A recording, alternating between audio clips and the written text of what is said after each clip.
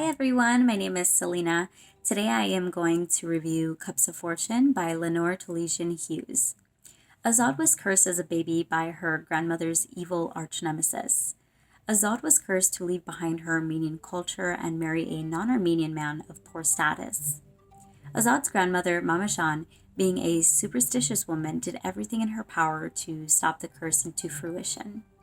Mama Jean reads people's fortunes through cups of coffee. Azad's grandmother, Mama Jean, shares the family's history with Azad by interpreting her predictions through cup readings and how they related to the family's struggles and happiness. This family story was set in Los Angeles in the 1950s. It was interesting to view immigrant life from the past. The family were in search of the American dream but kept true to their culture. I love that the families and their journey felt relatable, even though I am not Armenian. The author did a wonderful job of making the characters feel real. I actually had to double check to make sure that this was a fiction and not a nonfiction novel. I would say that this book was a coming of age story as well. Even though the story is told through the perspective of a young girl, the topics discussed are mature. We see Mama Jean trust Azad with the secrets of the family. Told in this perspective, the stories and characters come off as charming but a little flawed.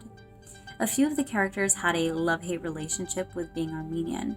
Living in America and being different can attract unwanted opinions and attention. It felt as though there were two sides of Azad, the Armenian and American side. As a child of immigrants, this actually really resonated with me. As a non-Armenian reading this book, it was actually very easy. At times when the text was in another language, it was always very easily explained, and there is also a glossary at the end of the story to help define the language and food items. I loved all of these superstitions that were feared, such as the evil eye. Items all around us have special meanings and magical powers.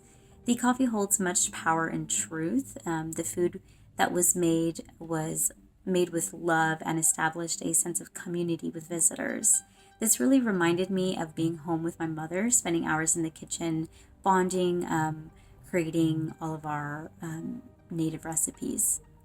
I loved all of the emotions that this novel brought out of me. Many Armenians carry the responsibility of being a survivor of genocide, meaning that Armenians may feel that it is their duty to honor their family and traditions by learning and then teaching these practices to the younger generations, which is exactly what is conveyed through this novel.